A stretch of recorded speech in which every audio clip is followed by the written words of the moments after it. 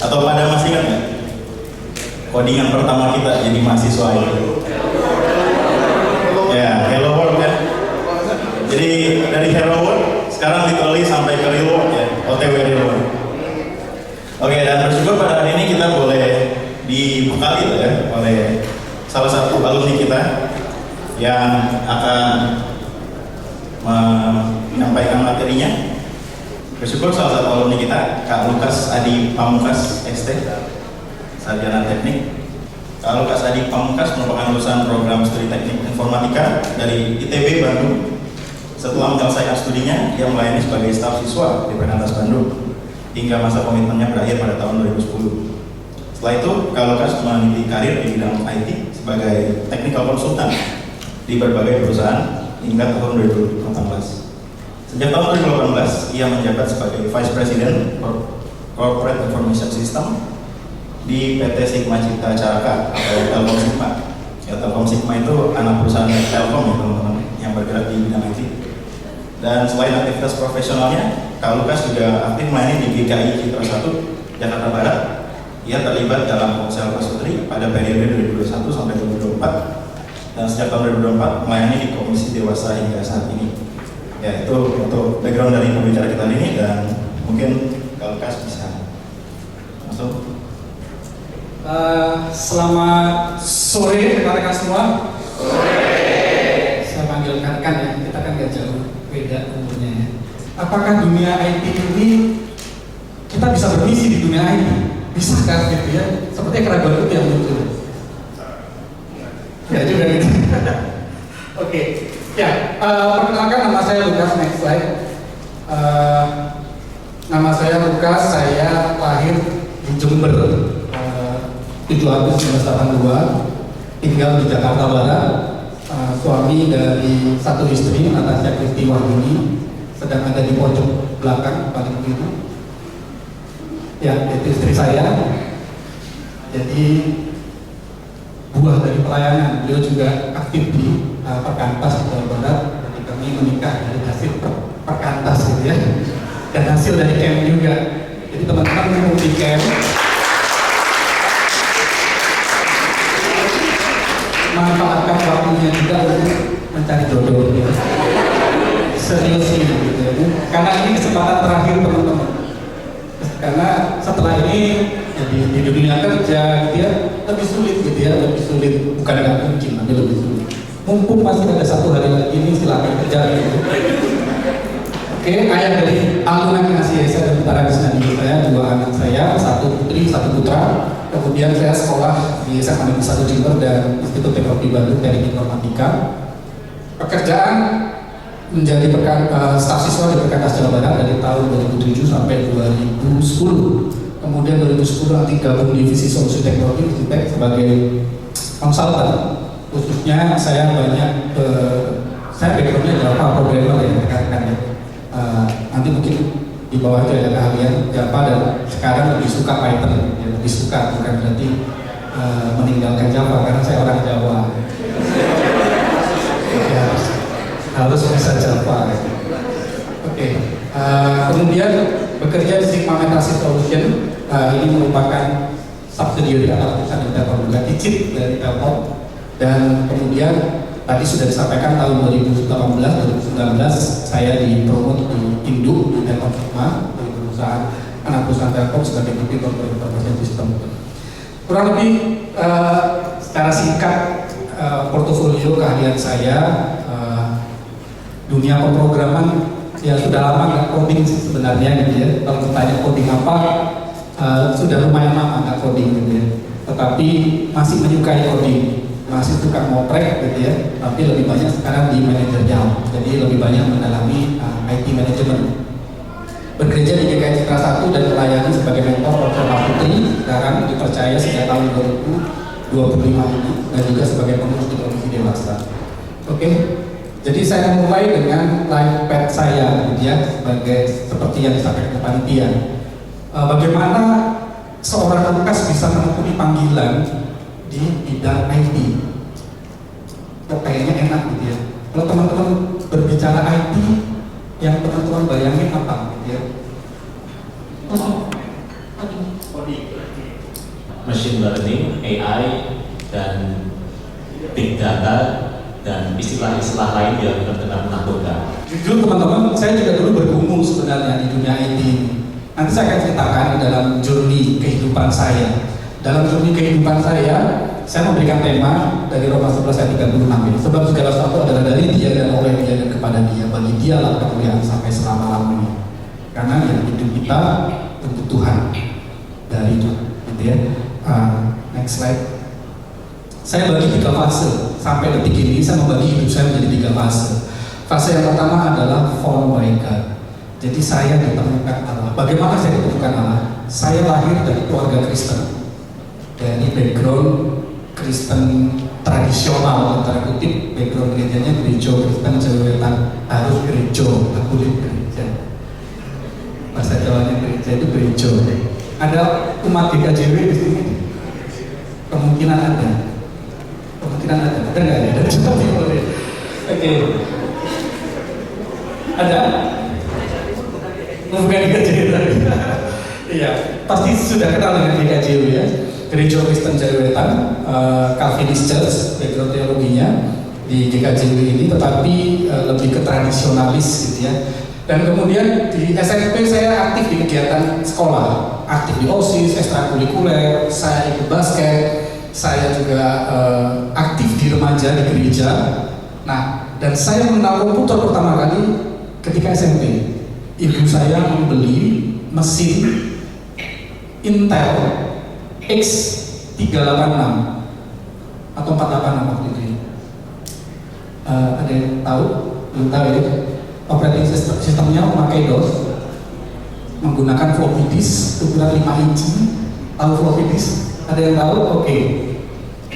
Bentuknya kotak gitu ya. Jadi kita harus colok, kita harus masukkan. Kalau sekarang kan nyolok flash disk ya. Kalau zaman dulu tuh floppy disk, menggunakan magnetik di dalamnya. Ada yang masih mengalami kaset enggak? Masih tahu kaset ya? Oke, bagus, berarti aman kalau gitu ya. Floppy disk kurang lebih teknologinya hampir mirip gitu ya dengan kaset. Kita kaset, dia menggunakan magnetik itu. Ada yang ukuran 5 inci, ada yang 3,5. Waktu itu punya saya ada satu floppy disk, drive A-nya itu 5,5, kemudian ada drive B dengan ukuran 3,5. Kemudian printer dot matrix. Printer dot matrix itu kalau sekarang kalau teman-teman ke toko ada yang ngeprint stroke atau kwitansi itu bunyi gitu ya, tahu ya? Itu printer zaman dulu, dot matrix, dan itu sudah sangat luar biasa. Dan saya terpesona pertama kali dengan komputer karena apa? Karena diminta untuk ngetik menggunakan WordStar. Ada yang pernah dengar WordStar? Dengar pernah ya? Pakai pernah nggak? WordStar itu aplikasi word processor yang lebih mudah dibanding LaTeX. Udah pernah dengar LaTeX? Oh, pengganggu-ganggu berarti canggih juga ya. Hebat bisa coding LaTeX. LaTeX kan ada kode-kodenya ya. WordStar juga mirip. Ada kode-kode untuk apa? Kita menggunakan layoutnya, menggunakan formula, sehingga teknologinya pada saat itu belum WYSIWYG. Tahu WYSIWYG? What you see is what you get. Kalau teman-teman menggunakan Word Docs, kita ketik seperti itu, batas kanan kiri ya seperti itu yang kita lihat, kita dapatkan di print hampir mendekati 99% sesuai. Kalau zaman dulu WordStar, apa yang ada di layar itu nggak terlihat teman-teman. Kita previewnya gimana ya? Udah print gitu ya, di print, kita ukur udah bener nggak ya gitu ya. Kalau enggak, entah kita setting printernya, entah kita setting di WordStar-nya. Ada perintah-perintah khusus. Jadi kalau orang zaman dulu lebih mudah coding. Kenapa? Karena segala sesuatu harus di-code. Ada left margin, right margin, itu kita sekarang tinggal drag ya. Kalau zaman dulu harus titik LM berapa, titik RM berapa gitu. Itu disitulah saya mengenal pertama kali. Dan kemudian saya sempat belajar DBase. DBase itu satu database ya. Database untuk personal sebenarnya pada masa itu yang untuk pengolahan data. Dan di 1997 ini sampai mungkin tahun 2000 ya, secara pergaulan teman-teman saya bergaul dengan range yang cukup banyak gitu ya, aktif di gereja dengan anak-anak gereja, di sekolah juga nongkrong dengan mereka yang narkoba gitu ya, merokok, narkoba. Saya pernah di food court gitu ya, di sebuah pertokoan teman-teman semua mabuk pakai Fanta dimasukin obat gitu ya, hanya saya yang Fantanya ada obatnya gitu dan saya minum. Jadi buat saya masa-masa di SMP adalah masa-masa yang ya secara pengalaman cukup lengkap, pergaulan cukup lengkap, tetapi di situ saya banyak mengenal dosa, gitu ya. Banyak melakukan dosa di sana. Tetapi puji Tuhan di SMA 97 sampai tahun 2000 saya berjumpa dengan Kristus. Sayang sekali yang menginjili saya abang saya sendiri, gitu ya. Abang saya menginjili saya dan beberapa hari kemudian saya bergumul dan akhirnya saya menyerahkan diri saya kepada Kristus dan dibina di Persekutuan Siswa Kristen Jember atau Perkantas Jember. Jadi dari kelas 1 SMA sampai kelas 3 SMA saya mengikuti kelompok kecil dan puji Tuhan sekali lagi found by God. Bagaimana Tuhan mengejar saya, menemukan saya. Next slide. Fase 2 dalam hidup saya adalah molded by God. Jadi di masa-masa inilah Tuhan membentuk saya dari berbagai aspek kehidupan. Jadi tahun 2000 saya mampu studi di ITB jurusan Teknik Informatika. Saya masuk, sayang sekali saya nggak ngerti ya, coding saya nggak pernah sama sekali ya. Pikirannya kan, wah ini belajar coding nih. Coding itu apa nggak ngerti, pokoknya masuk aja dulu karena saya suka komputer. Jadi basic komputer saya suka. Saya masuk sana, kemudian di masa-masa di kampus saya melayani juga di PMK Open House atau Perkantas Jawa Barat gitu ya, sebagai pengurus PMK dan juga sebagai pemimpin kelompok tubuh bersama sejak tahun 2021 sampai 2026 gitu ya. Tahun 2003 saya mengikuti camp nasional yang sama dengan teman-teman gitu ya. Waktu itu belum ada Fakultas Lekta IT. Jadi bingung, IT ini ngapain? Mana kok di panggilan Tuhan di dunia IT itu ngapain? Bermisi di dunia IT itu apa yang harus dilakukan? Tetapi pada saat itu saya dikuatkan dan mengambil keputusan pada saat malam dedikasi bahwa saya akan menekuni panggilan saya di dunia pemerintahan atau BUMN. Saya ambil keputusan itu di hadapan Tuhan. Nah, 2004 harusnya saya lulus. Saya rencanakan pas setengah tahun lulus. Tetapi rencana Tuhan berbeda. Saya lulus 2006, nah itu menarik ya. Salah satunya karena putus cinta. Jadi pesan moralnya hati-hati. Yang tadi kan pesan moralnya pas camp. Ini ya, apa namanya? Cari jodoh ya. Ada sudah punya pacar? Saya itu putus setelah Kemnas ya.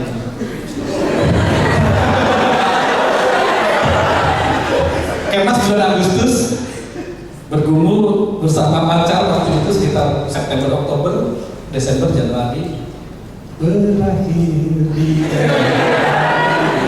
tahun 2004 saya ingat sekali. Sakit teman-teman. Jadi saya selalu menyampaikan ke teman saya gitu ya, dari awal-awal, udah masa mudamu jangan pikirkan romantisme. Lihat cewek boleh, gitu. Adik-adik saya pasti kan cowok-cowok ya.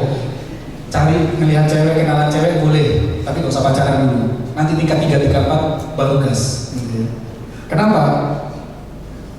Karena ketika awal kita banyak direcoki dengan romantisme sejak awal, kita kehilangan kesempatan. Itu pengalaman hidup yang saya alami ya. Banyak kehilangan kesempatan di tingkat 1, tingkat 2. Harusnya saya bisa berkarir gitu ya, di dunia kampus lebih lagi sebenarnya, mendalami banyak hal lebih lagi.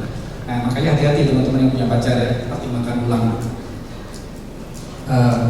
Nah, di akhir tahun saya juga bergumul sekali, apa panggilan Tuhan saya, panggilan Tuhan kepada saya di bidang IT. Karena dalam pikiran saya, IT itu coding, creating something, creating software gitu ya, creating application atau configure something. Di mana saya mengerjakan misi Tuhan di situ. Jadi tahun 2026 di masa terakhir saya mengerjakan tugas akhir atau skripsi. Tugas akhir saya mencoba, ini sok-sokan teman-teman, mencoba mengimplementasikan salah satu metodologi routing di Bluetooth gitu ya. Pada masa itu Bluetooth masih awal, Wi-Fi masih generasi awal, jadi wireless connection itu menjadi isu pada saat itu karena kita mengandalkan kabel. Salah satu yang mungkin ide saya waktu itu adalah memanfaatkan Bluetooth sebagai wireless connectivity.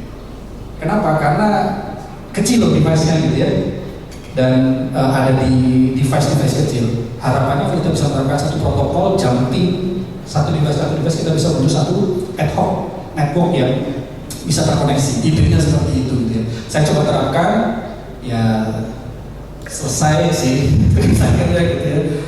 Tapi babak belur gitu ya. Dan saya ingat sekali di satu persekutuan di open house saya bergumul dan ingat masa-masa itu ada masa-masa ininya gitu ya. Ada masa-masa putus cinta, kemudian saya mengerjakan tugas akhir yang buat saya nggak mudah, harus di lab itu seringkali pulang jam 3 jam 4 pagi gitu ya, untuk coding. Satu saat saya hampir putus asa dan memutuskan untuk Tuhan itu nggak ada di titik itu. Saya merasa dan saya sampaikan, kebetulan masih ikut kelompok kecil ya dengan pemimpin KTB saya, PKTB saya, Bang, boleh nggak sih saya kalau menanyakan Tuhan itu ada atau enggak? Karena saya tidak menemukan Tuhan pada masa-masa itu. Dan kemudian saya juga sempat datang ke persekutuan, kemudian berjumpa dengan salah satu staf waktu itu, saya berdiskusi, apa sih panggilan di dunia IT? Apa yang harus bisa dilakukan di dunia IT? Bergumul sekali. Pulang dari persekutuan, open house itu, PMK Open House di Bandung, persekutuan dari Sabtu, PS namanya, persekutuan Sabtu. Jam 3 sampai jam 6 selesai, saya pulang gitu ya. Saya pulang, kemudian di kampus itu lagi ada expo, kemudian ada balon udara yang di atas gitu ya. Saya jalan sambil bergumul, Tuhan ada nggak gitu ya. Melalui balon udara itu, yang terbang itu, saya kembali diingatkan oleh Tuhan gitu ya, bahwa aku ada. Balon itu nggak bisa terbang sendiri. Manusia bisa taruh gas apapun gitu ya. Kalau tidak ada angin, tidak ada tekanan yang membuat dia naik, yang disediakan oleh Tuhan, maka balon itu tidak bisa terbang. Teori fisika semuanya ada di dalam otak saya gitu ya. Tetapi kembali lagi bahwa gejala alam itu Tuhan yang menguasai. Dan di situ jam 7 malam saya lewat kampus, kalau teman-teman yang dari ITB di Boulevard gitu ya, itu ada di sebelah kanan balonnya naik ke atas. Saya menuju lab saya untuk mengerjakan kembali skripsi saya di hari Sabtu gitu. Saya mengerjakan dengan spirit yang baru. Jam 3 pagi selesai, coding saya selesai, finish, skripsi saya selesai. Dan sejak saat itu saya berjumpa Tuhan di dunia IT, bahwa Tuhan juga penguasa di dunia IT. Tetapi jalannya nggak mudah. Next slide. Satu ayat yang menginspirasi gitu ya. Maka beginilah firman Tuhan, sesungguhnya apa yang kubangun akan kuruntuhkan, dan apa yang kutanam akan kujamur, bahkan sekalipun seluruh negeri. Tuhan yang berkuasa. Ya, fase selanjutnya, di tengah pergumulan saya di bidang IT, waktu itu rekan-rekan, saya diminta diserikan untuk menjadi staff di Perkantas. Saya bergumul gitu ya. Tentunya menjadi full time staff tidak mudah. Yang paling terkenal adalah kantongnya pasti kan tipis ya. Belum lagi asumsi gitu ya. Ini sudah S1 informatika ITB gitu ya. Ngapain kamu jadi staf Perkantas? Di saat itulah saya bergumul, dan kemudian akhirnya saya memutuskan untuk menjadi staf Perkantas dengan apa? Dengan keyakinan bahwa ada Tuhan yang tadi, Tuhan yang mampu untuk membangun, meruntuhkan, menanam, dan mencabut. Tuhan yang sama yang akan menyertai saya. Dan ketika saya menjadi staf, saya melayani sebagai staf siswa di Percaya dan juga di tim musik Perkantas Jawa Barat, merintis pelayanan siswa di SMA 8 dan SMA 9 di Bandung. Dan tetapi selama menjadi staf, saya tidak meninggalkan profesi saya, gitu ya. Saya tetap coding. Di saat itu ada kesempatan dan saya ambil kesempatan itu. Jadi waktu itu saya membantu mengembangkan websitenya STTB, Sekolah Tinggi Teologi Bandung. Lalu tahun 2010, nah ini saya bergumul kembali.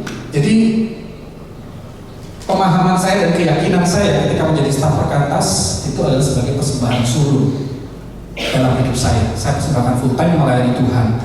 Tapi disitulah Tuhan membentuk saya, memberikan fondasi kekristenan yang jauh lebih baik, gitu ya. Memberikan saya kekuatan untuk bisa memberikan bahan bakar sampai sekarang. Dan ketika tahun 2010 saya kembali bergumul untuk kembali ke profesi sebagai IT engineer, gitu ya. Nah, tahun 2023 tadi saya cerita di Kemnas, saya kan berkomitmen ya di masuk dunia pemerintahan dan BUMN. Tapi tahun 2010 saya daftar CPNS di BPH Migas sebagai staf IT, tidak lolos. Ada 2 kursi yang diperebutkan waktu itu, pengumuman tidak lolos. Hati saya cukup sedih ya, cukup kecewa. Kenapa? Satu, karena Tuhan kok kayaknya jalannya, pada saya udah komitmen nih Tuhan. Di malam dedikasi karena saya sudah komitmen nih. Saya mau menyerahkan diri saya di pemerintahan, di BUMN, gitu ya. Ini ada jalan nih. Saya waktu itu pendaftaran semua sampai ke wawancara selesai. Begitu pengumuman tidak lolos. Kenapa Tuhan? Gitu ya. Nah, in paralel saya juga ya mau nggak mau akhirnya mendaftar di sektor swasta karena Tuhan tidak buka jalan di sana. Saya mendaftar, next slide. Oke, 2010 saya bekerja di Visitek. Nah ini menariknya teman-teman. Bekerja di divisi solusi teknologi sebagai junior consultant. 3 hari baru masuk kerja nih. Saya masuk baru dapat laptop.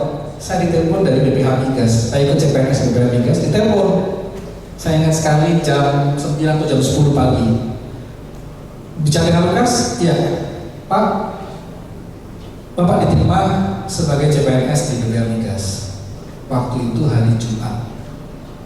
Saya masuk hari Rabu, ya Rabu, Kamis, Jumat, betul 3 hari. Jumat ditelepon, diminta untuk Senin daftar ulang. Kenapa? Karena 2 kursi yang tadinya ada, 1 orang gagal, nggak jadi. Saya tahu itu adik kelas saya. Jadi yang daftar waktu itu ada teman saya, 1 alma mater, 1 jurusan, dan 1 adik kelas saya. Waktu ngobrol dengan adik kelas saya, adik kelas saya ini mengatakan, ya Bang, aku daftar di 10 kementerian. Banyak yang lolos, jadi dia tinggal pilih gitu. Saya cuma daftar 1, dia tinggalin. Nah saya mau masuk, gagal tadinya, pengumuman nggak lolos. Ditelepon sebagai cadangan, kemungkinan saya ranking 3 gitu ya, dari 2 kursi yang tersedia, saya di ranking 3. Jumat saya diminta untuk mendaftar ulang hari Senin. Dengan posisi saya baru 3 hari masuk kerja. Diminta memutuskan untuk lanjut atau tidak hanya dalam waktu 2 jam. Kenapa? Nanti setelah Jumatan saya telepon lagi. Oke, sekarang saya mau tanya. Semuanya, aku Bagas dari jurusan Data Science, Informatika Telkom Universitas Bandung.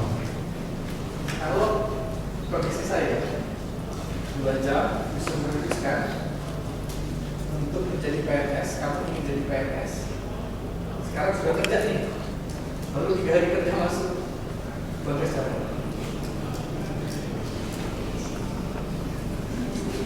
Agak susah sih ya. Karena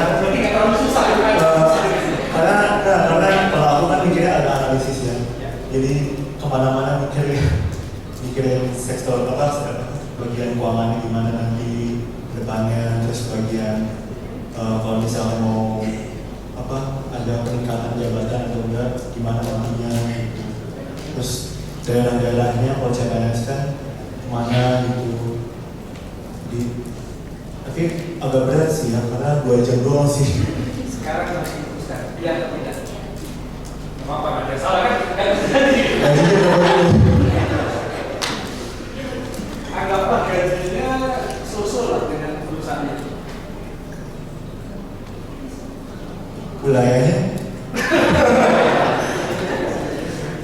Putuskan. Enggak. Karena baru 3 hari. Kan bagus ya, oke, thank you. Teman-teman, kondisi yang sama susah loh. 2 hari gitu ya. Kalau orang biasanya kalau di sini minta untuk melayani, mau nggak jadi pengurus? Tunggu bang, saya doakan dulu 1 minggu gitu ya. Saya doakan dulu 1 bulan, saya doakan dulu 1 tahun gitu. Udah selesai kepengurusannya gitu. Saya harus memutuskan dalam waktu 2 jam mengenai apa? Keputusan yang long lasting, keputusan yang jangka panjang. Saya bergumul, masuk toilet, saya berdoa. Berdoa, nggak ada pada sejahtera apapun. Kalau abang saya, sekaligus kakak rohani saya, kami bergumul dan berdoa bersama saat itu. Kemudian ada satu hal, ayat ini yang menguatkan. Barang siapa setia pada perkara-perkara kecil, dia setia juga dalam perkara-perkara besar. Dan barang siapa tidak benar dalam perkara-perkara kecil, dia tidak benar juga dalam perkara-perkara besar. Bayangkan, tinggal sedikit lagi saya bisa menjalankan komitmen saya Kemnas 2003. Hanya butuh 2 jam, keputusan saya bilang ya. Tapi saat itu saya katakan tidak. Dasarnya apa? Damai sejahtera Allah yang diberikan pada saya itu adalah tadi, kamu baru 3 hari masuk kantor ini, kamu sudah berkomitmen dengan kantor ini, jalankan komitmen itu. Sakit nggak sakit buat saya? Pada saat itu saya masih pacaran sama istri saya bergumul juga, telepon dia juga, bingung juga, sedih juga gitu. Kenapa? Tadi tinggal selangkah lagi saya bisa menjemput panggilan itu. Tapi saya putuskan enggak gitu ya. Dan saya mengalami damai sejahtera, saya jalankan. 1 tahun saya nggak belajar apa-apa di tempat itu. Dalam tanda kutip ya.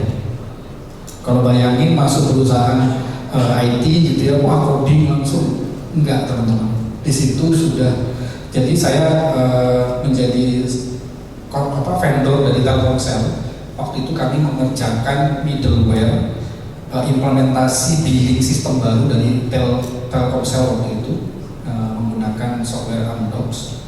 Kami di middleware-nya menggunakan Oracle Logic. Di sana coding sih gitu ya. Tapi setengah tahun saya nggak coding, cuma ngeklik aja untuk nge-deploy. Kalau zaman sekarang namanya DevOps Engineer gitu ya. DevOps Engineer masih enak kalau sekarang, itu masih konfigur apa gitu ya. Saya cuma ngeklik aja, klik supaya CI/CD-nya dia naik ke environment testing. Klik lagi naik ke environment QA gitu. Setengah tahun begitu aja teman-teman. Di kantor, di dalam pekerjaan, itu saja yang saya lakukan. Setahun hampir.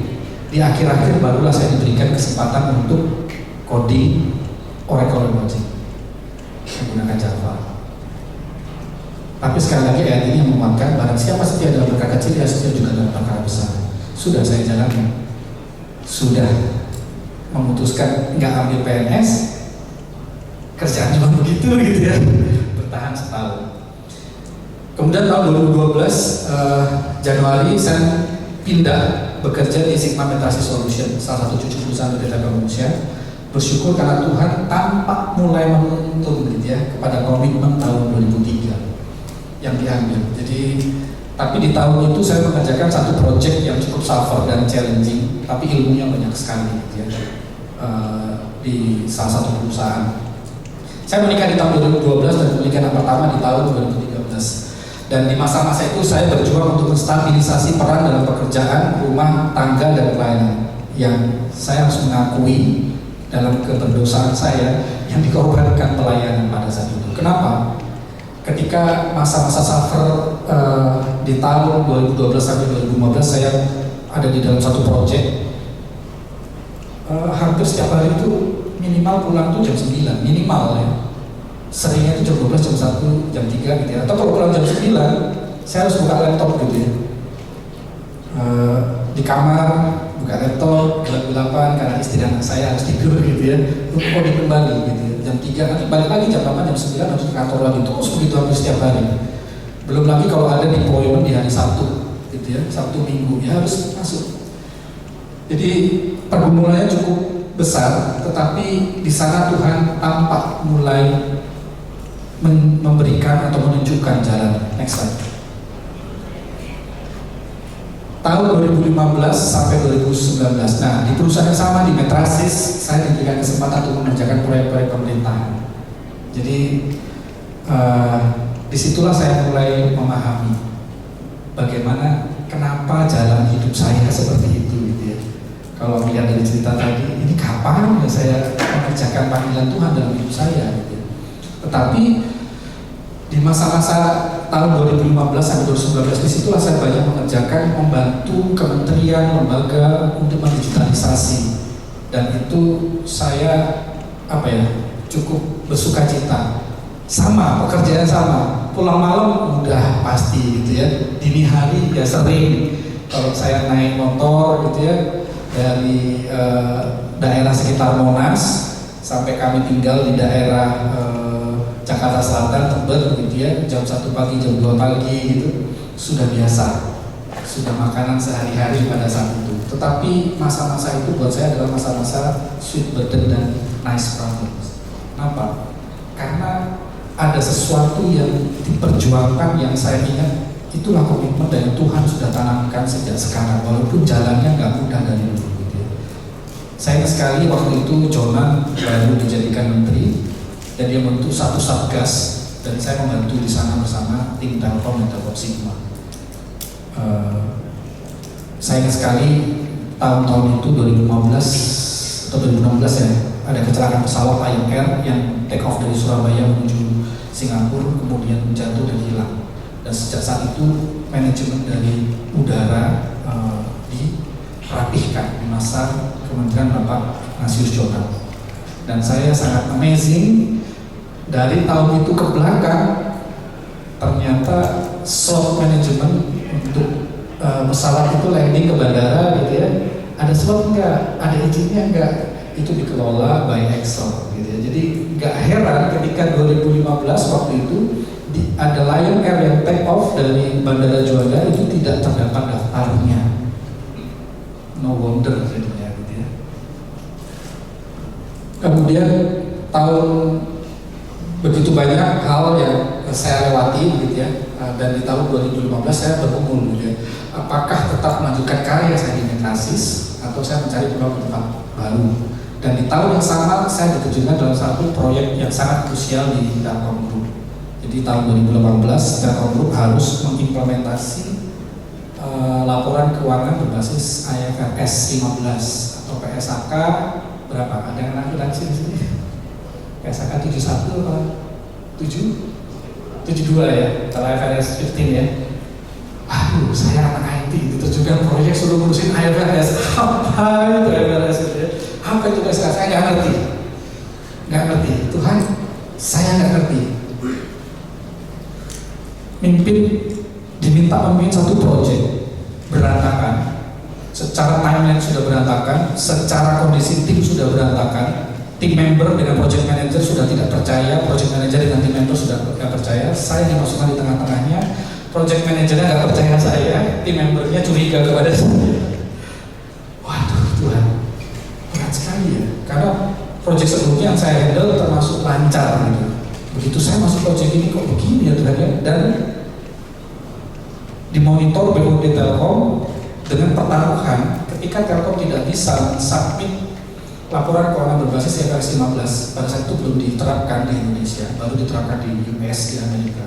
Karena Telkom listing di New York Stock Exchange, maka Telkom wajib menggunakan standar tersebut. Jika enggak, maka Telkom bisa ditendang gitu ya dari listingnya, dan efeknya BUMD Telkom bisa dipidanakan di hukum Amerika. Gitu ya. Dengan tekanan seperti itu, saya harus menghadapi. Nggak mudah gitu ya. Berangkat kerja itu rasanya kayak orang linglung gitu ya. Pulang kerja sih enak untuk anak istri, tapi berangkat kerja itu rasanya. Tapi puji Tuhan pada saat itu ada satu gambar itu yang membuat saya teringat menyegarkan gitu ya. bahwa life isn't about waiting for the storm to pass, it's about learning to dance in the rain. Di situ saya belajar dalam hidup saya bahwa kita hidup ini bukan menghindar dari sebuah badai, tapi bagaimana kita bisa beradaptasi dan menari di bawah hujan tersebut. Ketika itu mulai ada, saya mulai rapihkan, saya tolong relasi antara PM dengan timnya. Saya harus keluarkan uang, bayarin makan timnya gitu ya, supaya bisa ngobrol enak gitu. Ngobrol enak, memberikan visi kenapa proyek ini harus berhasil dan seterusnya. Dan puji Tuhan, proyeknya berhasil. Dan di tahun 2019 ketika proyek itu sudah selesai, saya dipromosikan ke Indo, ke Telkom Sigma, karena waktu itu saya masih di anak perusahaan Telkom Sigma, dan saya dipromosikan di Telkom Sigma sebagai manajer. Dan akhirnya tahun 2021 dipercaya sebagai pelaksana tugas Vice President, dan 2024 menjabat secara resmi sebagai Vice President Corporate Information System di Telkom Sigma. Kurang lebih, dan itu terus berlanjut sampai sekarang. Tetapi apakah pergumulan itu selesai? Tidak. Kenapa? Karena pada masa-masa sekarang sejujurnya ya saya gitu ya, dan manajemen di Telkom Sigma sedang berupaya keras karena kondisi Telkom Sigma tidak baik-baik saja. Kalau saya gambarkan ayat inilah yang sama gitu ya, dari Nehemia 1 ayat 3. Orang-orang yang masih tinggal di daerah sana yang terhindar dari penawanan ada dalam kesukaran besar dan dalam keadaan tercela. Tembok Yerusalem telah terbongkar dan pintu-pintu gerbangnya telah terbakar. Jadi perusahaan saya saat ini tidak baik saja, merugi sudah 5 tahun gitu ya. Banyak tersandung kasus hukum. Kalau dipikir-pikir, banyak teman-teman, banyak rekan-rekan saya mengatakan malu saya gitu ya, bekerja di Telkom Sigma. Tapi dalam hati saya malu ya? Enggak. Ini ada sebuah, sekali lagi, kalau saya pikir-pikir kenapa ya saya dulu memutuskan untuk berkomitmen di tahun 2023 bekerja, berdedikasi di dalam dunia pemerintahan yang berbeda. Tuhan jawab sekarang termasuk istilah Tuhan dalam pasal 3 menggait saya, menggait panggilan saya sampai detik ini. Kurang lebih seperti ini teman-teman perjalanan hidup saya yang awalnya terus bertanya-tanya apa sih peran serta kita di dunia IT gitu ya. Tetapi puji Tuhan, saya bersyukur saya masih ada di dunia IT. Oke, nah next slide. Ya, ini mungkin sekedar guidance sedikit gitu ya, teman-teman mungkin sudah familiar ya. Tapi sudah familiar dengan triangle ini, dengan 3 lingkaran ini, sudah umum lah ya. Bagaimana kita mencari panggilan Allah gitu ya. Bahwa ingat teman-teman punya passion dan bakat. Kebetulan passion saya tadi kelas 3 SMP, kelas 1, kelas 2 saya dapat komputer, saya terpesona dengan komputer, saya suka dengan komputer. Dan saya ternyata memiliki bakat di sana, gitu ya. Masuk ke sekolah komputer, teknik informatika. Jadi passion dan bakatnya sudah di sana. Kemudian ada kebutuhan dunia, sangat, gitu ya. Teman-teman, kalau saya teringat tahun 2017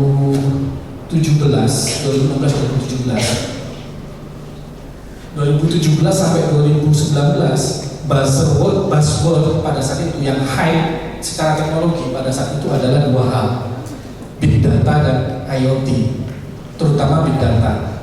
Kemudian yang ketiga sekitar tahun 2018 yang hype istilahnya pada saat itu tadi yang menakutkan tadi ya, blockchain. Perusahaan saya waktu itu, ayo kita fokus ke big data, mari fokus ke blockchain. Saya sampaikan ke atasan saya, Pak, faktanya kita baru bicara blockchain gitu ya. Waktu itu kita sedang berkumpul bagaimana memberikan solusi menggunakan blockchain. Di perusahaan petrasi itu saya sebagai konsultan untuk mengimplementasi produk-produk IBM. Jadi kebetulan saya banyak di dunia bisnis proses manajemen dan juga enterprise content management plus middleware. Nah, kemudian kita mau mencari solusi dan membangun solusi dengan blockchain. Pada masa itu saya melihat karena banyak proyek di pemerintahan gitu ya, buat apa blockchain ini? Karena kebutuhannya bukan itu pada saat itu. Pada masa itu kebutuhannya bukan blockchain. Saya sampaikan ke bos saya, Pak, blockchain ini kita nggak akan bisa. Kenapa? Karena kita tidak menjawab kebutuhan pasar.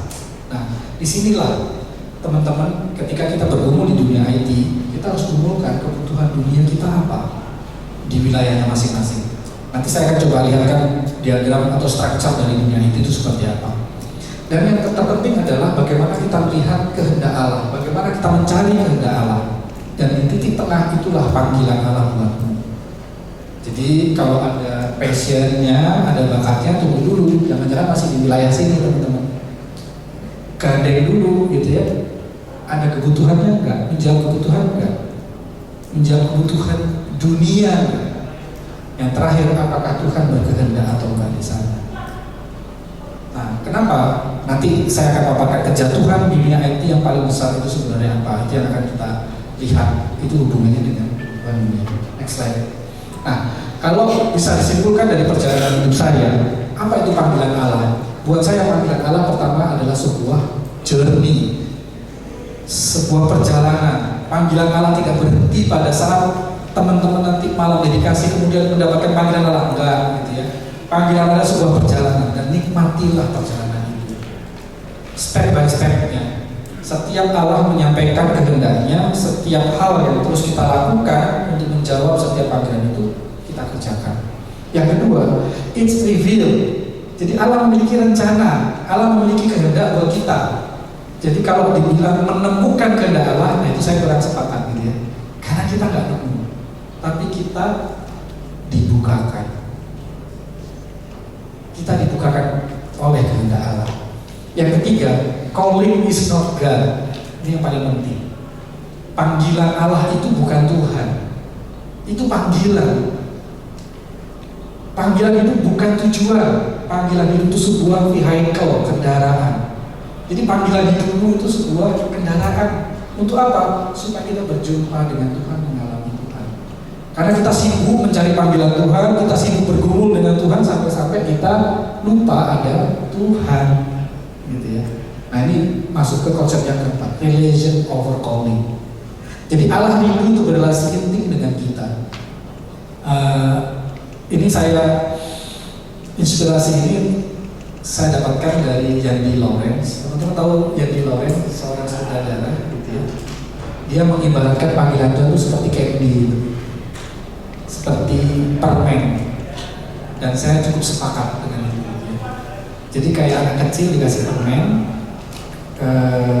ketika dapat permennya jatuh, dia nangis, dia digendong bapaknya akan bilang, gak apa-apa nak, nanti aku beli lagi. Jadi apa? Jadi ketika kita mencari kehendak, berusaha mencari kehendak Allah, menemukan atau mencari ya, kita ada jatuh bangunnya, gak apa-apa gitu. Karena yang diinginkan bukan kita menemukan panggilan itu pada saat itu, tetapi kita menemukan Tuhan dan berrelasi dengan Tuhan. Itu lebih baik. Karena apa? Karena di dalam relasi dengan Tuhan kita akan menemukan panggilan. Next. Nah, oke. Kita masuk ke dalam yang sedikit lebih teknis gitu ya. Jadi bagian satu tadi berbicara masalah bagaimana pengalaman saya menemukan panggilan atau dibukakan panggilan saya, dituntun oleh Allah mengerjakan panggilan saya di bidang IT. Lalu seperti apa dunia IT itu? Nah, Merriam Webster Dictionary mencoba mendefinisikan information technology sebagai the technology involving the development, maintenance, and use of computer system, software, and networks for the processing and distribution of data. Jadi teknologi yang diperlukan dalam mendevelop, memelihara gitu ya, dan menggunakan computer system, software, networks untuk apa? Tujuannya processing and distribution of data. Jadi kalau berbicara dunia IT, information technology, peran pentingnya adalah data. Kita bekerja dengan data. Segala sesuatunya adalah data. Di luar data, ya semuanya sih kita mainnya data ya. Mau data di share, data di kompres, ya semuanya data gitu. sampai ke sistem informasi, ya kita menyajikan data. Nah, bagaimana di dalam informasi teknologi, next slide. Oke, strukturnya bagaimana? Nah, saya mencoba mengawali dari building block-nya ya, bahwa sebenarnya core dari information teknologi itu adalah 5 hal ini: hardware, software, network, database, dan people-nya. Ini adalah landasan core dari IT-nya. Jadi kalau kita bicara IT, tadi kan semua teknologi yang digunakan, teknologi-teknologi yang digunakan untuk apa? Tujuan terakhirnya adalah processing data dan distribusi data. Nah, untuk memproses dan mendistribusi data itu dibutuhkan 5 hal ini. Ada hardware-nya, ada software-nya, ada network-nya, ada database, dan ada orangnya. 5 hal ini. Nah, teman-teman yang sekarang studinya di IT, teman-teman expert di mana? Duniamu di mana? Tentukan dulu. Jadi ketika kita mau mencari panggilan Tuhan tadi, bagian passion dan bagian bakatmu di mana? Di hardware, software, network, database. Tentukan. Nah, kalau zaman saya dulu ya, itu di tingkat 4 di masa-masa teman-teman ini itu pengkhususan ya, subjurusan. Di masa itu saya mengambil subjurusan sistem tersebar atau network. Walaupun lebih banyak ke network yang sifatnya ke software ya, tidak pure network. Ini core IT-nya. Lalu di atas core IT ini ada applied IT, applied information technology. Jadi bagaimana 5 hal ini diaplikasikan. Nah, dunianya apa saja? Ada yang namanya ERP, tahu ERP ya? Enterprise Resource Planning. Yang paling merek ERP yang teman-teman tahu?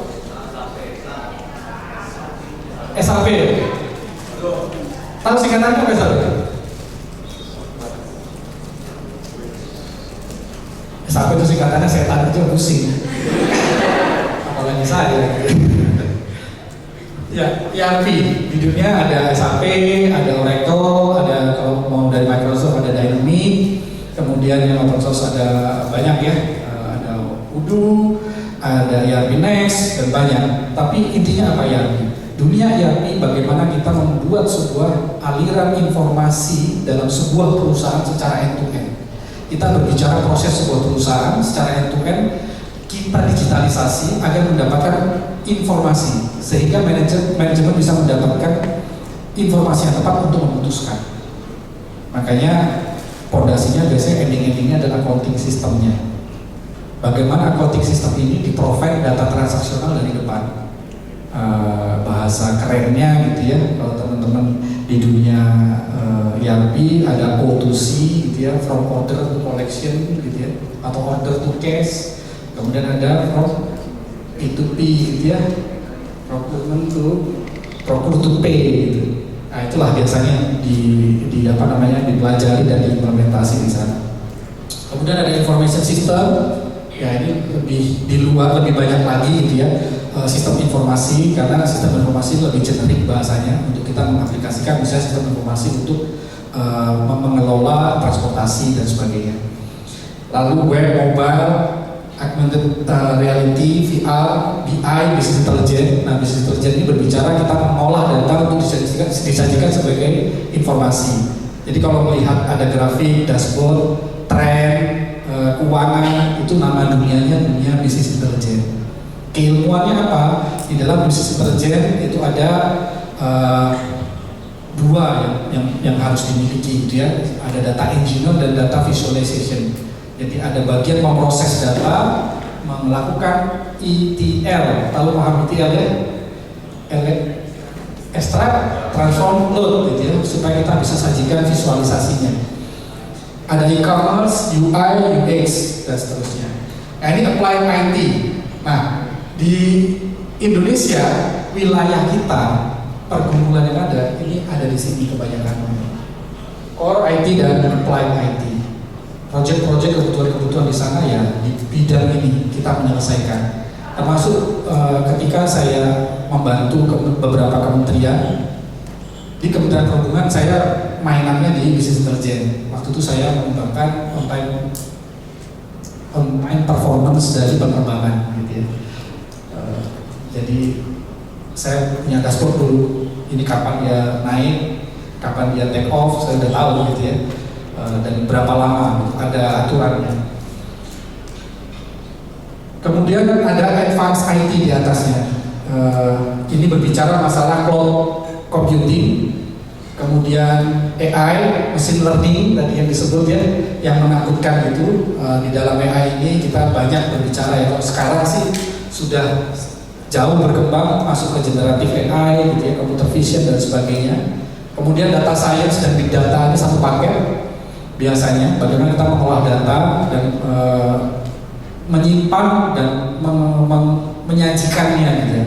Dan data science dan big data sebenarnya fondasi dari artificial intelligence dan machine learning. Kalau berbicara generative AI, ChatGPT, Gemini, Copilot dan sebagainya, kan fondasinya adalah big data. Bagaimana para giant-giant tech itu memiliki penyimpanan yang besar dan punya cara menyimpan dan cara mengolahnya. Cyber security, IoT, blockchain, computer vision, robotics. Nah ini berbicara advanced IT. Nah, dua layer ini harus dikelola. Nah yang di atas ini adalah manajemen IT. Ada IT governance. Kalau dalam standar yang umum digunakan adalah COVID yang terakhir, COVID 2019. Kemudian ada project management, bagaimana kita mengelola project, IT project. Lalu ada IT service management. Udah pernah dengar ya ITSM ya? IT service management. Layer ini biasanya di kampus jarang nih. Yang saya tahu hanya ada yang dari multimedia. Multimedia ada jurusannya sendiri. Teman-teman multimedia Nusantara ada? UMN? Gak ada ya? Oh ada ya? Oke. Ada satu jurusan sendiri ya. Sistem informasi itu ada satu subjurnya kalau nggak salah. Itu banyak berbicara masalah IT manajemennya, berbicara masalah information security management, IT audit, gitu ya, ITSM, IT service management, produknya ITIL. Nah, ini teman-teman dunia IT. Jadi kalau berbicara IT, ya mungkin saya basisnya mencoba mendekatkan dari sisi keilmuannya ya.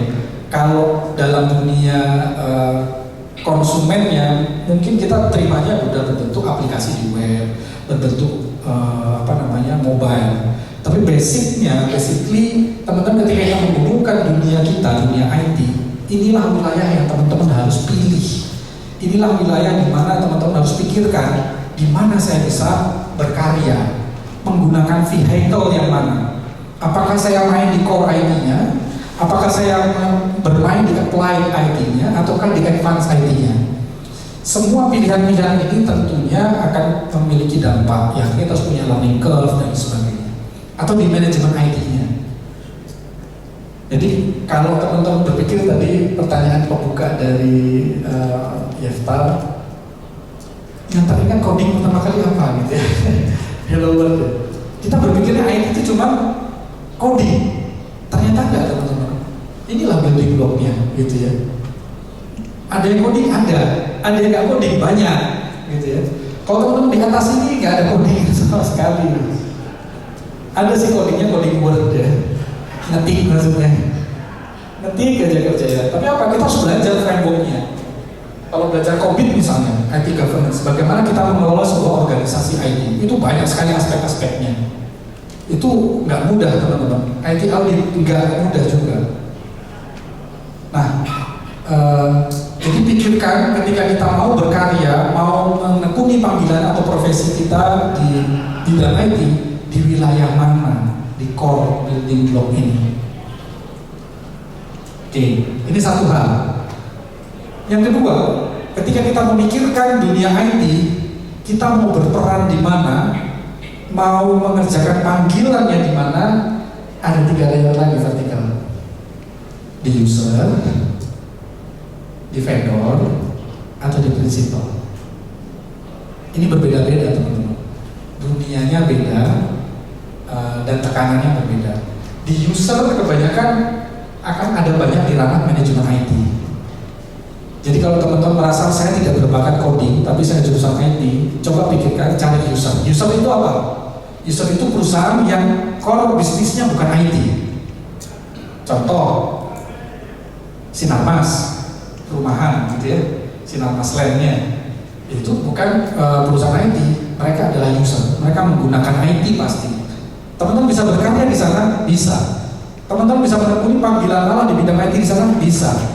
Di user. Tapi di mananya? Nah, itu kita bicara lagi. Ini basicnya. Kemudian kita bicara di user. User biasanya tekanannya di sini, pengelolaan. Kemudian vendor. Nah, vendor ini tekanannya di mana? Teman-teman kalau kita berkarya di dunia IT, tekanan di vendor itu kebanyakan ada di sini. Tetapi apa? Sebagai implementer, begitu ya. Di wilayah bawah sini, mungkin lebih banyak di sini kalau di Indonesia. Applied IT, advanced IT sih nggak terlalu banyak ya. Contohnya kayak dunia blockchain nggak banyak. AI machine learning. Di dunia AI machine learning di ranah vendor sekarang itu mereka using AI, generative AI. Nggak banyak perusahaan yang creating LLM atau mengimplementasi atau mentuning large language modelnya, gitu ya. Lebih banyak apa? Sekarang para vendor itu lebih banyak menggunakan engine AI, generative AI yang ada, either itu GPT, either itu Gemini. Kemudian mereka apa? Mereka orkestrasi untuk menjadi sebuah use case tertentu. Gitu ya. Itu yang dilakukan juga di perusahaan saya. Sekarang jadi kami membuat beberapa solusi dengan memanfaatkan LLM yang sudah ada. Gitu. Kebanyakan di sana. Nah, kemudian yang ketiga prinsipal. Kalau di prinsipal apa yang tekanannya apa? Ada dua tipe prinsipal di Indonesia.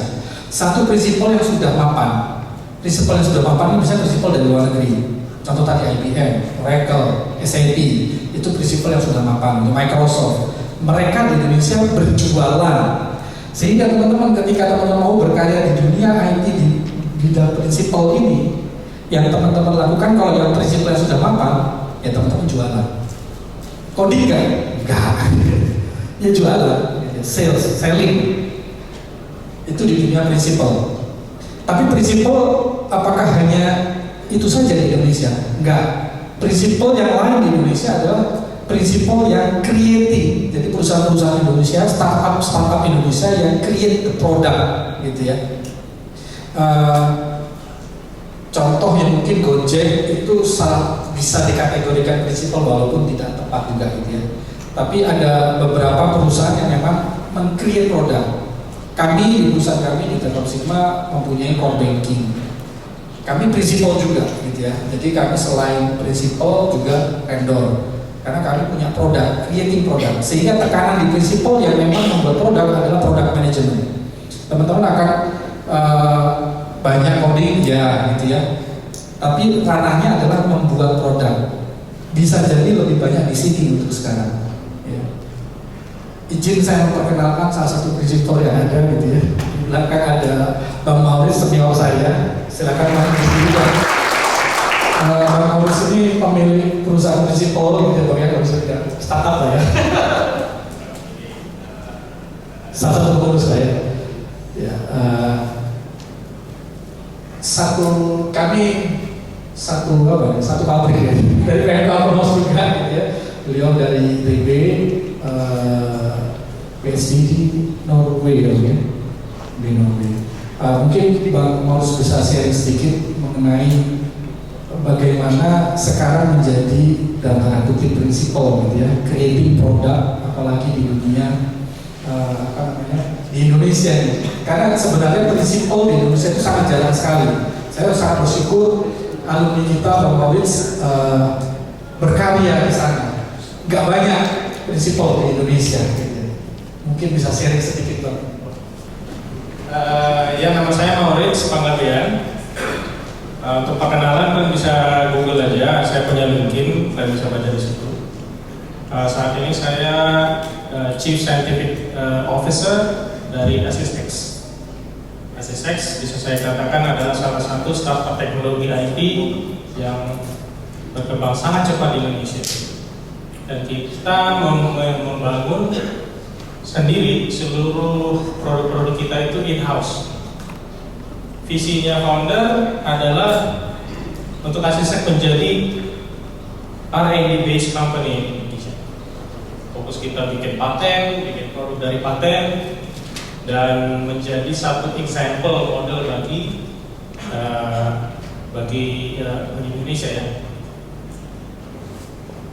Saat ini kami punya 4 produk, tapi bulan ini aja tadi saya in charge seluruh research and solution development di perusahaan kami. Akhir tahun lalu kita akhir 2023. Memang mulai 2018, mulai jualan tahun 2022. Akhir 2022 udah profitable ever since. Sampai sekarang kita lagi fundraising untuk $6 million saat ini.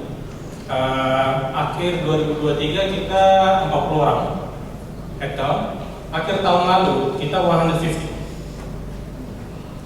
Nah, dan kita lagi buka internship, soft quality internship, promo dikit. Iya, nggak apa-apa. Terus di bawah saya. Ini mempertemukan ini ya, bisnis dengan Kita bergerak di 4 area, tapi akan masuk ke area yang satu lagi. Yang pertama adalah AI computer vision, generative AI, advanced data compression. Kita kompres semuanya, text, image, video, audio, documents, PDF, we can compress all. cuma anak yang bisa dikompres. Ya. Baru kemudian yang keempat IoT. Yang kelima kita akan masuki adalah cybersecurity. Saat ini bulan lalu kita punya 4 produk.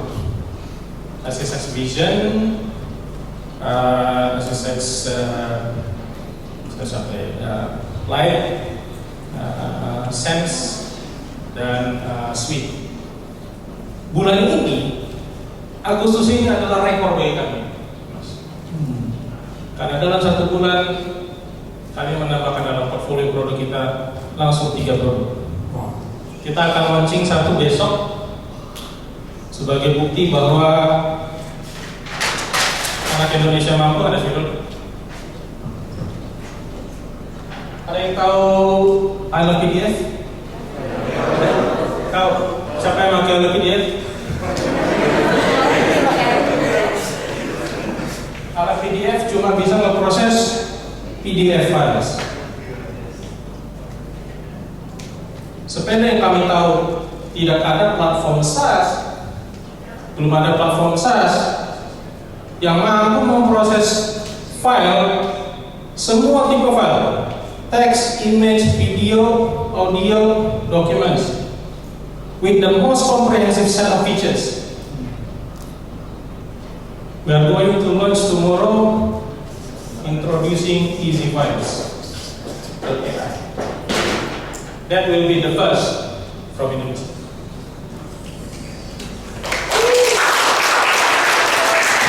Saya bisa buka sekarang, udah running di production, Easy Files saya.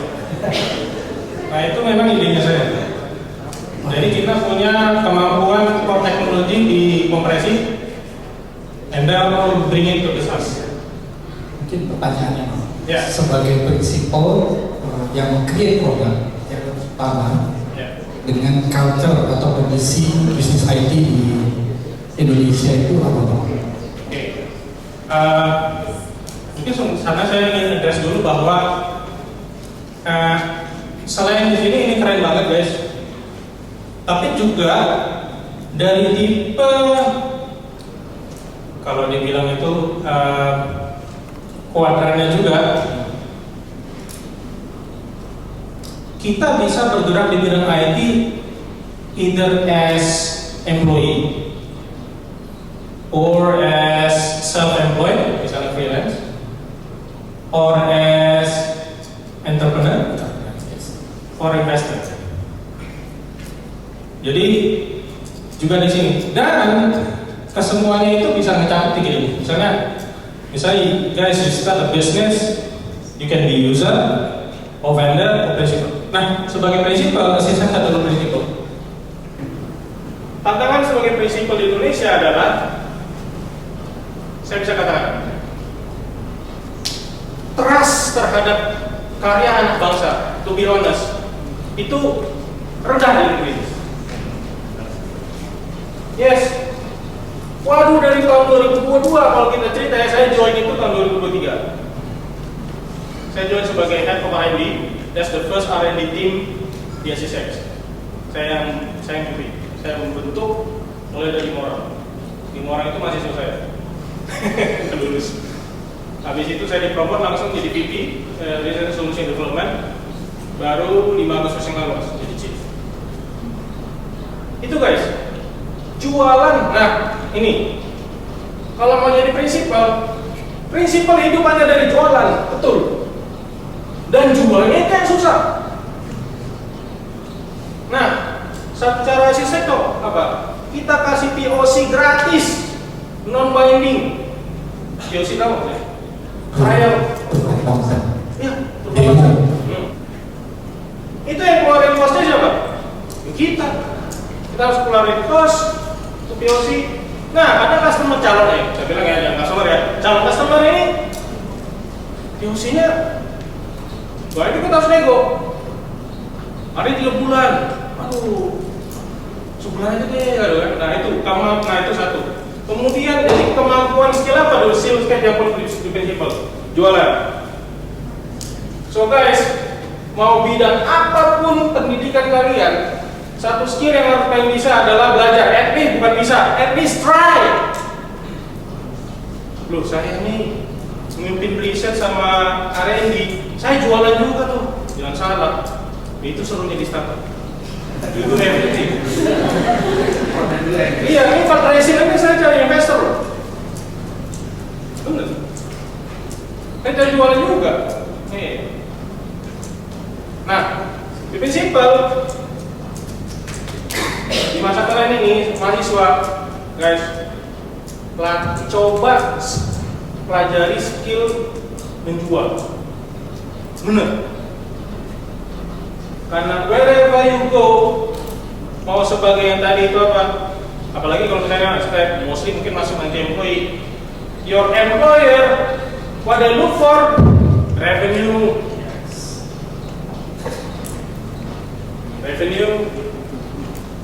Dan itu memang benar. Dan itu part of bringing God's kingdom in the company. Oh iya. Loh, kalau perusahaan yang berkembang kan, ya kalau kita mau bring the kingdom of God in the company, kita mau bikin company itu prosper kan? Benar nggak? Ya. Prosper tapi juga di dalam menjual, tapi juga kita jualan yang benar. Nah, ini ada challenge di negara ini. Dan itu yang kita uphold di SSX. Itu yang bikin saya suka sama SSX. Values-nya meet dengan values-nya saya. Jadi cara kita deal bisnis. Yang kedua adalah, ini nggak boleh kompromis. Quality. Silakan tes decimals. Kalau ada masalah, ke feedback, kalau respon, lalu CS. Quality, and then how you treat your user, customer. Dan kemudian tidak hanya sell one time, lalu customernya pergi setelah kontrak 3 bulan, 3 tahun. Terus ya, no, what you want is not only revenue, another thing more specifically, recurring revenue. Jadi kemanapun guys kalian masuk, tempatkan diri kita. What if I own this company? Gimana kalau aku juga? Gimana gitu? Jadi, at least kalau kalian bukan mungkin di salesnya, ya udah, you are in the development, strive for making a quality product. Kalau misalnya di perusahaannya belum sampai par yang kalian dream of gitu loh, raise the bar. Oh, siapa namanya? Hans. Coba yang kan di perusahaan Hans masuk. Hans datang melihat, wah ini yang kayak tembok-tembok Yerusalem itu, wah ini tembok ini masih runtuh, ini. What can I do? The closest part of the tembok yang harus saya perbaiki. Oh, misalnya saya di bagian backend, oke, saya benahi backend. Terus come up initiative, nah ini initiative. Nah jadi back to sis itu tadi jualan, tapi jualan yang prosesnya benar, produknya benar, dan tentunya bring revenue dari kamu. Atau kalau kalian mau jadi buka bisnis, ya itu apa lagi? Lebih susah lagi. Satu yang saya pelajari tentang calling adalah bahwa calling itu bisa berkembang. Nah, saya tadinya sebenarnya saya ikut KNM juga, KNM 2023 di Malang. Nah, waktu itu panggilan saya siapkan kerja dosen. Saya udah keterima sebenarnya satu fast track management training, satu perusahaan Fortune 500. Tapi itu saya tinggalin kan, saya kayaknya Tuhan panggilnya jadi saya. Makanya saya studi lanjut terus. Tapi apakah saya meninggalkan dosen? Enggak, saya juga dosen tetap di Akademi Angkatan Laut Surabaya. Nama program studinya program studi Teknik Elektronika Kapal Perang. Saya dosen pertama sipil yang diundang jadi dosen di situ. Lainnya lulusan AR. Nah, dosen tapi kemudian apa? Sekarang masuk ke korporasi, ke industri. Saya juga entrepreneur. Jualan Juga, tapi punya bisnis. Oke. Siap. Thank you. Thank you. Nanti bisa diskusi ya. Ya, kita masuk lebih detail bagaimana profesi di bidang IT. Sebenarnya teknologi ataupun IT teman-teman itu seperti pedang bermata dua. Ada dark side, ada white side. Ya. Jadi teman-teman bisa lihat gitu ya bahwa sebenarnya IT merupakan profesi spesifik di bidang engineering yang sangat mulia dan netral sifatnya teman-teman. Jadi sama seperti cabang engineering yang lain, profesi di bidang IT erat kaitannya dengan keahlian dan kemanfaatan bagi kualitas hidup masyarakat. Itulah core daripada bidang IT. Gitu ya.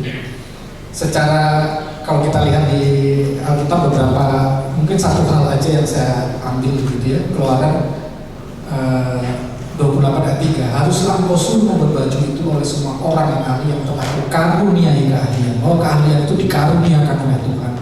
Dan kata keahlian ini berangkat dari bahasa Ibrani ya. Sakah kami saya nggak terlalu bisa bahasa Ibrani, tapi poinnya adalah secara harafiah orang yang ahli adalah orang yang berhikmah atau bijak hati. Jadi teman-teman kalau menjadi ahli IT itu bukan hanya ahli secara teknikal, tapi ingat kata ahli di dalam Alkitab itu erat kaitannya dengan kebijaksanaan. Ini yang seharusnya kita pikirkan sebagai orang-orang yang bergumul di bidang profesi IT. Kenapa? Nanti kita lihat. Cuman ternyata teknologi itu juga bisa di sisi lain ada sisi gelapnya gitu ya. Di dalam Alkitab ada beberapa teknologi yang membuat orang lebih jauh kepada Tuhan. Sebagai contoh ya Menara Babel, ada teknologi sipil di sana, tapi membuat mereka mencari nama dan menjauhi Tuhan. Ini sekilas saja, mungkin akan nanti bisa lebih perdalam lagi. Next slide, kita akan masuk ke dalam kejatuhan profesi di bidang IT. Ini sekilas saja teman-teman. Yang memang ini yang menjadi dasar sebenarnya banyak kejadian yang standar di kehidupan manusia. Yang pertama yang kita hadapi adalah materialisme. Profesi IT ini cenderung menghasilkan uang yang cukup besar. Jadi kalau bicara IT, duitnya banyak. Benar nggak? Lo masuk IT ini masa depan cerah. Tapi hati-hati teman-teman. Materialismenya dosa, materialnya tidak dosa. Materialismenya yang dosa teman-teman. Ditambah dengan tuntutan untuk update terhadap teknologi terkini yang menyebabkan value terhadap materi berubah dan cenderung membuahkan materi. Biasanya anak itu tuh pengennya gadgetnya yang terbaru, terbaik. Sampai sudah beli iPhone 17,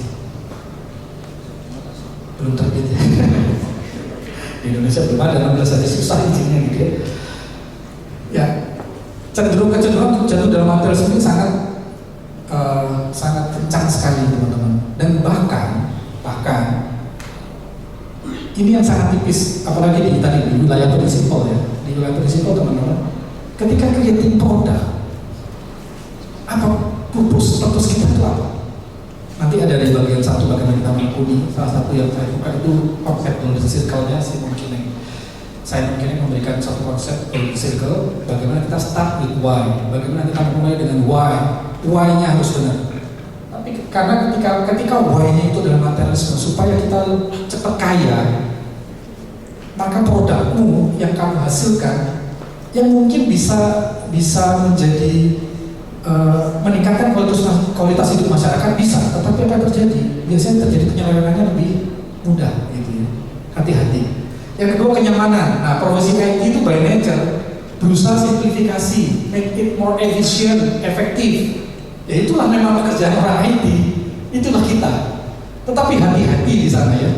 Make it more efficient or more efektif itu bukan berarti kita mau hidup di dalam kenyamanan. Harusnya ketika kita lebih efisien dan lebih efektif, sisa waktu, sisa load yang lain kita bisa gunakan untuk hal yang lain. Jadi kita tidak berhenti berinovasi dan berkarya.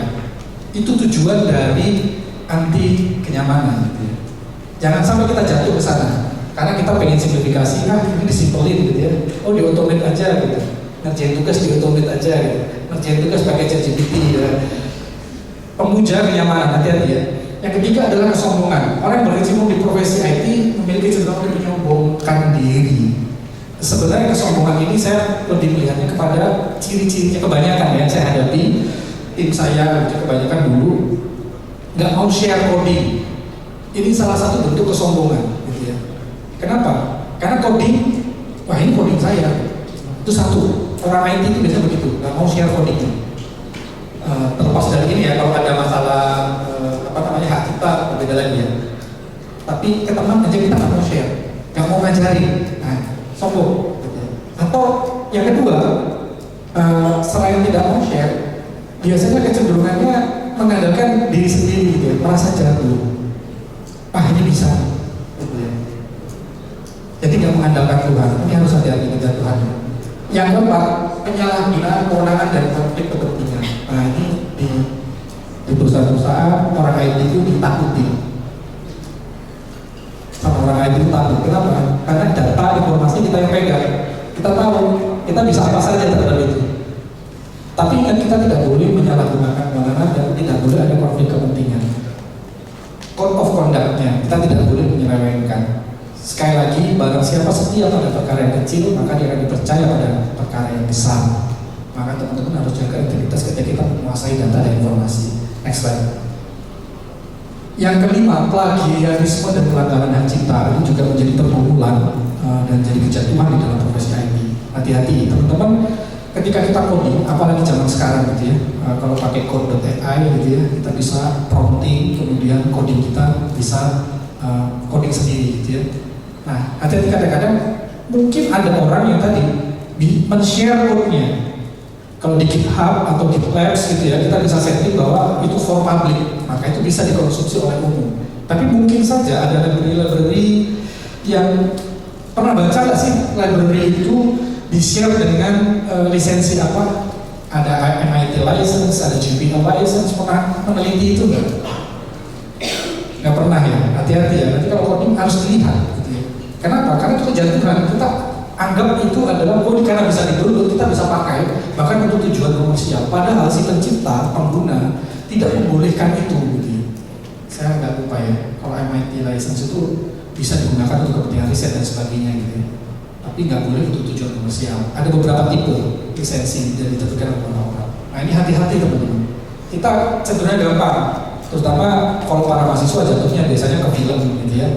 Netflix langganan mahal, jadi aksesnya layar 21 gitu ya. Atau apa ya? Sekarang apa sih saya udah nggak ngikutin lagi gitu ya. Layar bioskop 21 atau apa gitu ya. Masih ada. Oh masih banyak ya. Waduh. Masih ada yang mengakses juga. Bertobat ya. Dimulai dari hal kecil, teman-teman.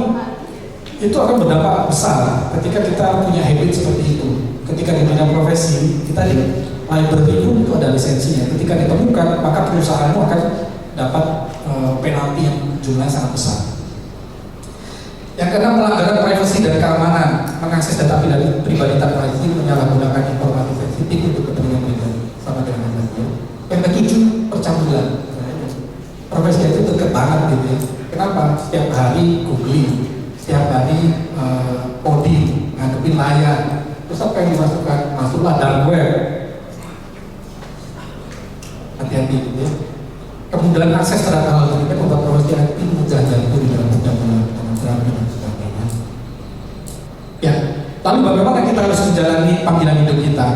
Saya ambil prinsip dari satu buku, mungkin teman-teman sudah baca atau ini nggak jadi buku wajib lagi nggak? Kingdom Calling. Kan Mas, buku wajib ya? Baca wajib, sudah baca buku semuanya? Ya, salah satu yang menarik adalah prinsip yang diutarakan menurut Amy L. Sermon dalam buku Kingdom Calling ini adalah bila orang benar mujur berialah kota. Jadi ketika orang benar itu mujur, maka kota itu akan bersuka cita. Tadi yang disampaikan oleh Bang Maurits, di mana perusahaan kita ditempatkan, bagaimana kita mensupport perusahaan itu, salah satunya apa? Yang meningkatkan revenue, gitu ya. Kita harus jualan, ya itu jualan, gitu. Itu yang harus dilakukan. Maka kota di sekitar kita akan berjaya. Nah, secara prinsip yang menarik adalah konsep sendok cicip ya. Tugas kita, panggilan kita di dunia ini adalah menjadi sendok cicip Baskin Robbins. Jadi kita menghadirkan, menyampaikan kepada orang supaya orang bisa mencicipi bagaimana kerajaan Allah itu hadir di dalam diri saya, di sekitar saya, di perusahaan saya, di kota saya, dan seterusnya. Tapi lingkaran pengaruh kita sejauh mana? Lakukan di lingkaran pengaruh kita yang paling kecil terlebih dahulu dengan setia. Yang penting bagaimana kita memberikan sendok cicip itu kepada setiap orang yang saya. Ya, yang pertama, bagaimana menjalani panggilan hidup di bidang IT, relasi dengan Allah. Jadi dasar dalam menjalani panggilan hidup adalah relasi yang intim dengan Tuhan. Tanpa relasi yang intim, maka kita tidak mengerti kehendak Tuhan. Ini menjadi dasar bagi kita, dan ini yang membedakan kita dengan yang lain. Kenapa? Yang kedua adalah nih, saya mencoba mengambil dari Simon Sinek itu Golden Circle. Ini konsep yang umum, konsep dunia, gitu ya. Kalau orang bilang konsep dunia, tetapi saya pikir ini benar, tapi harus ada nomor satu. Gitu. Jadi Simon Sinek menyatakan bahwa supaya kita bisa memberikan pengaruh, supaya produk kita bagus gitu ya, diminati oleh masyarakat, kita harus mulai dari why.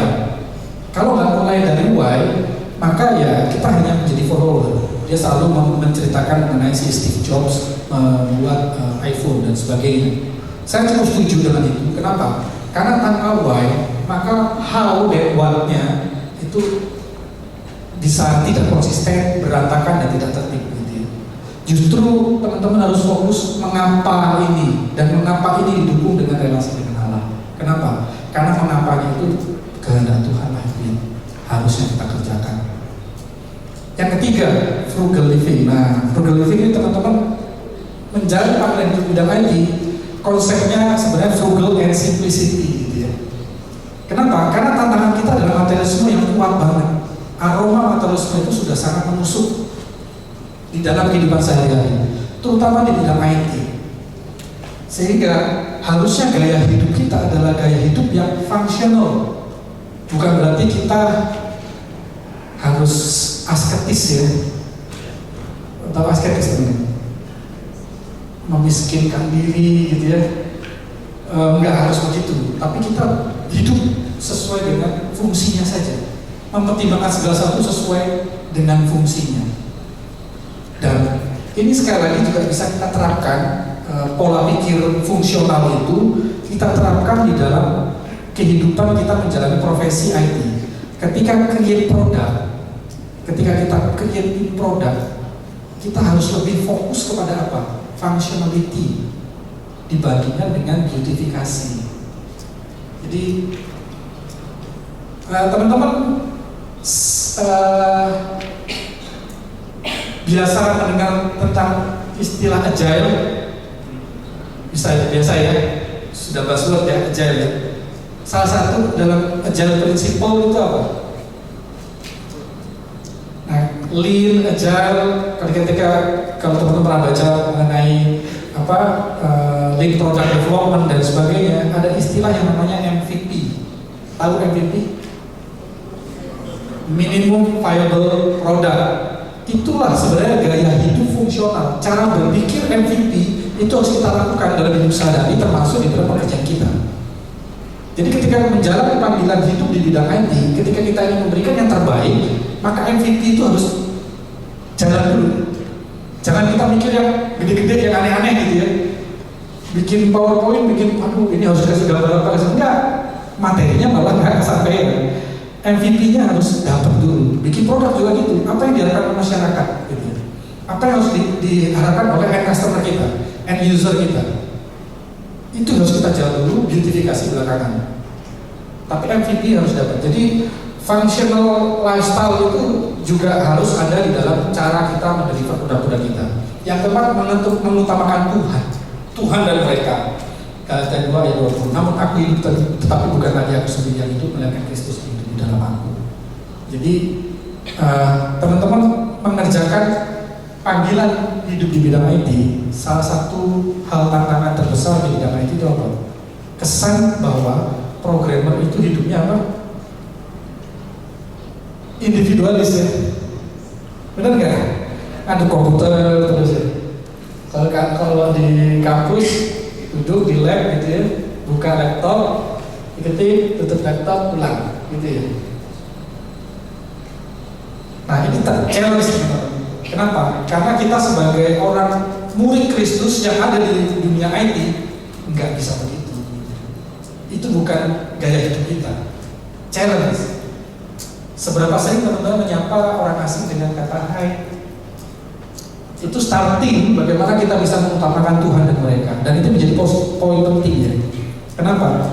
Karena produk yang kita buat harusnya bukan terpenting buat kita, buat saya, tapi untuk mereka.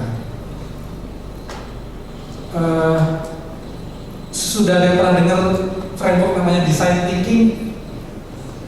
Udah ya? Step pertama dalam design thinking apa? First step dalam design thinking? Empathy. Apa itu empathy?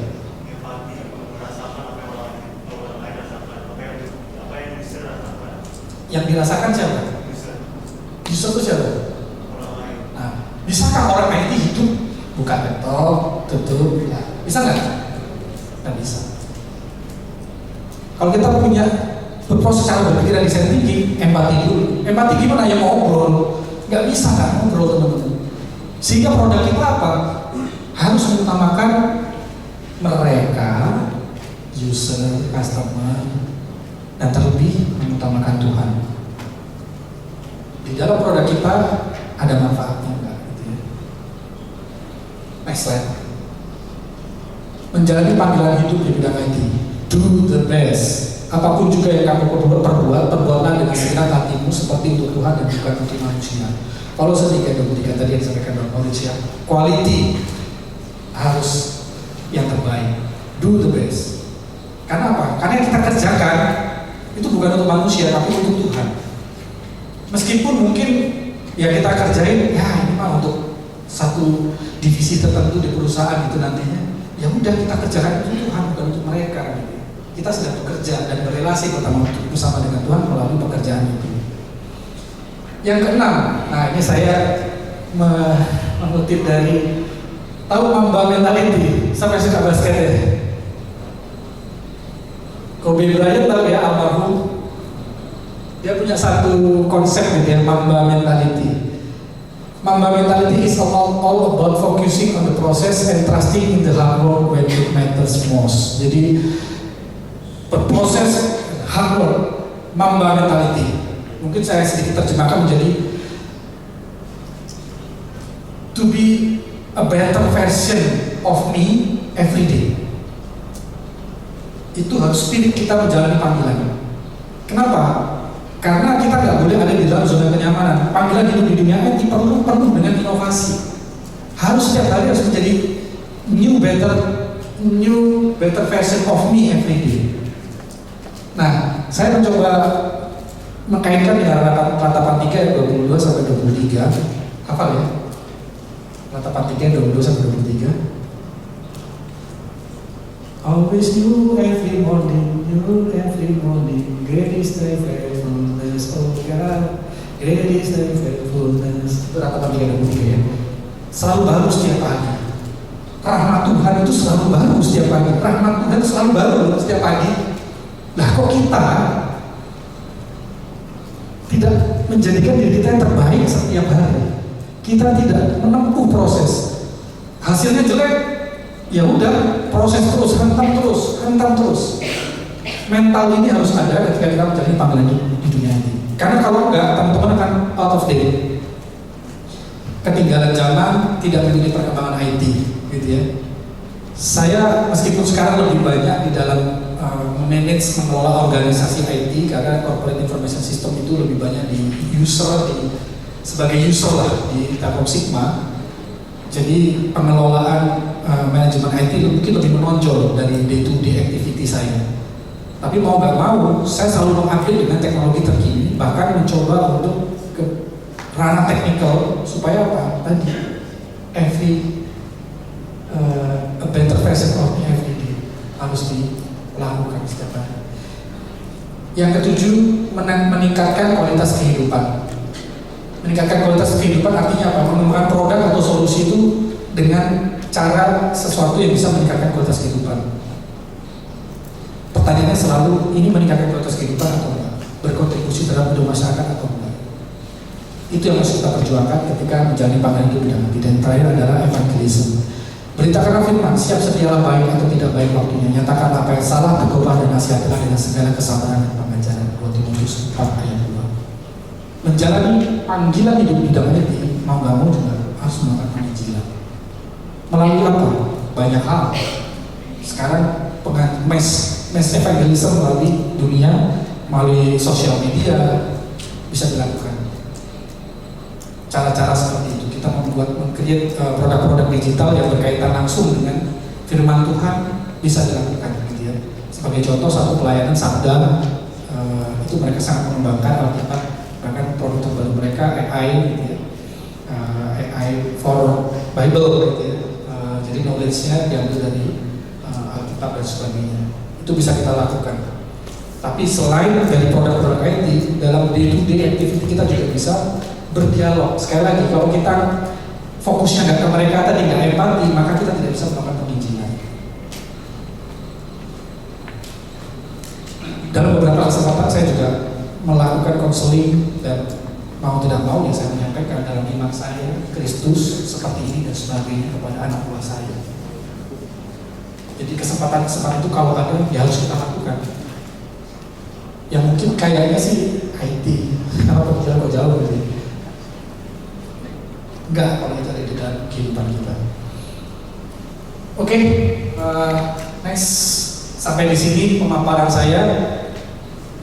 Sepertinya waktunya ada pertanyaan mungkin 1 atau 2 kali ya. Saya Abdi, asalnya dari Solo, Universitas 11 Maret, dan mengambil program studi informatika. Adalah setelah dijelaskan mengenai bagaimana saya dapat menginjili di dunia IT, namun saya juga memiliki pergumulan sendiri di mana saya merasa kadangkala rasa Tuhan salah memanggil saya untuk di bidang IT. Karena dari pengalaman saya berkuliah hampir 4 tahun ini, saya merasa bahwa codingan saya pas-pasan, saya tidak terlalu mahir dengan namanya machine learning dan AI, dan rasanya kalau harus mengikuti kebutuhan dunia dan tren informatika sekarang ini agak berat, dan menurut saya sudah terlambat bagi saya untuk memulai lagi. Dan pertanyaan saya adalah bagaimana dengan segala keraguan ini saya dapat menemukan apa yang saya andalkan terkhusus di bidang IT, dan bagaimana saya bisa memenuhi panggilan Tuhan itu. Terima kasih. Panggilan Allah itu sebuah perjalanan. Jadi kalau Abdi merasa pada titik ini, apakah saya dipanggil untuk menjalani panggilan Tuhan di bidang IT, dan kok saya merasa tidak? Itu part of your journey untuk memahami dan menemukan atau mencari kehendak Allah. Jadi yang ingin saya sampaikan adalah hal itu suatu hal yang manusiawi dan wajar, satu hal itu. Nah, lalu bagaimana? Apakah saya terlambat? Karena panggilan ini ya, kita mulai dulu dari triangle ini gitu ya. Coba tanyakan, evaluasi ulang, dalam hidup Abdi? Apa yang menjadi passion dan bakat Abdi? Apakah ada di bidang IT atau enggak? Gitu ya. Kalau enggak, di bidang apa? Coba kumpulkan lagi. Sebenarnya bakat saya di mana? Nah, ini dimulai dari kita harus mengenali diri kita sendiri dulu. Ini hal yang penting. Di hadapan Tuhan, Tuhan, siapa saya? Apa yang saya sukai dan talenta apa yang Tuhan berikan kepada saya? Praktik yang paling mudah tadi, bikin life pad. Ada titik-titik penting apa dalam hidup saya? Ketika saya jembrengin gitu life padnya, iya jadi ada benang merahnya. Tapi syaratnya apa? Syaratnya kita terus berkumpul di hadapan Tuhan dan mencari Tuhan ketika mengambil setiap langkah. Bandingkan dengan kebutuhan dunia dan kehendak Allah. Nah, tadi bagi saya Abdi ya sedang mengumpulkan dunia IT. Dan kalau dari pertanyaan Abdi tadi merasa bahwa IT itu hanya berbicara masalah AI, machine learning, dan big data yang seru-seru. Kalau memang ada di dunia IT, kalau kita bicara IT ya, ruangan ini kan berbicara IT. Apakah itu hanya di sini aja? Coba hubungkan di wilayah yang lain. Saya coding juga gak terlalu jago. Apakah saya bisa memahami network configuration, database DBA di wilayah core IT? Coba cari wilayah mana di dunia IT yang Abdi sukai dan ada bakat di sana. Even apakah saya bisa bergerak di dalam manajemen IT? Banyak cabangnya nanti, begitu ya. Di manajemen IT, apakah harus di user vendor, di prinsipal? Bisa prinsipal.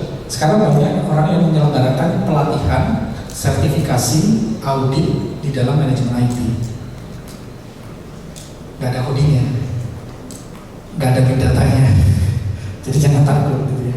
Nah, saya ingin memaparkan bahwa IT itu nggak sempit ya, nggak hanya melulu coding. Di dunia nyata itu IT itu sangat luas sekali. Bahkan orang yang masuk, even di ERP, bukan orang IT, orang accounting, orang psikologi. Karena apa? Modul HC untuk mengerjakan modul human capital butuh orang yang pemahamannya psikologi.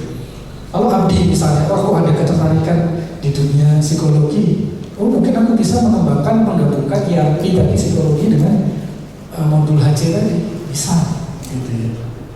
Jadi kita coba based on building block ini kita elaborasi lagi. Itu mungkin saran dari saya ya.